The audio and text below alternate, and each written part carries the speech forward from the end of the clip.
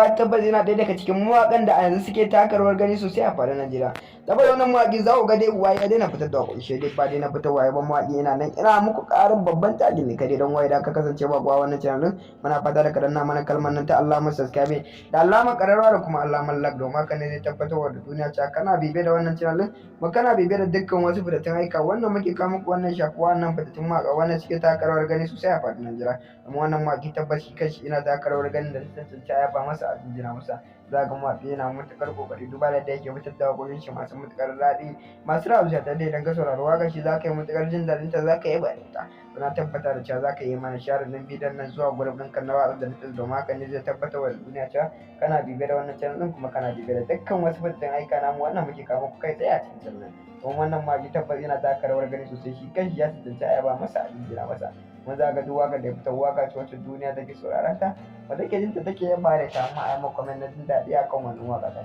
saboda haka muna ƙara muku godiya musamman wajen comment da kuke mana a kowane lokaci a cikin channel haka yana ƙara tabbatarwa da cewa kuna bibiye da wannan mawaƙi kuma kuna bibiye da dukkan wasu fitattun aika nashi wannan yake fitowa to dan uwa muna ƙara muku godiya musamman wajen comment da kuke mana a cikin channel haka yana ƙara tabbatarwa da cewa wannan fasihin mawaƙi fa yana da ɗumbin masoyan sosai a faɗin Najeriya muna ƙara muku godiya to kusan wajen share da comment kusan dudu nan muka zo ƙarshen bidiyon muna fata ku kasance da mu a cikin wani sabon shirin ma cikin wannan channel ta mai albarka mun gode sosai da mu ƙara kasancewa da ku a wani sabon Sana Ahmad dan ba tabbas yana ɗaya daga cikin mawaƙan da a yanzu suke taka rawar gani sosai a faɗin Najeriya. Saboda wannan mawaƙi za ku ga dai uwa ya daina fitar da waƙoƙi dai ba daina fitarwa ya ban mawaƙi yana nan ina muku ƙarin babban tagin ne kadai don waye da ka kasance ba kuwa wannan channel muna fata da kadanna mana kalmar nan ta alamar subscribe da alamar ƙararrawa da kuma alamar like domin haka ne zai tabbatar da duniya cewa kana bibiye da wannan channel kuma kana bibiye da dukkan wasu fitattun aika wannan muke kawo muku wannan shafuwa wannan fitattun mawaƙa wannan suke taka rawar gani sosai a faɗin Najeriya. Amma wannan mawaƙi tabbas shi kanshi ina taka rawar ganin da tantance ya ba masa a jinjina masa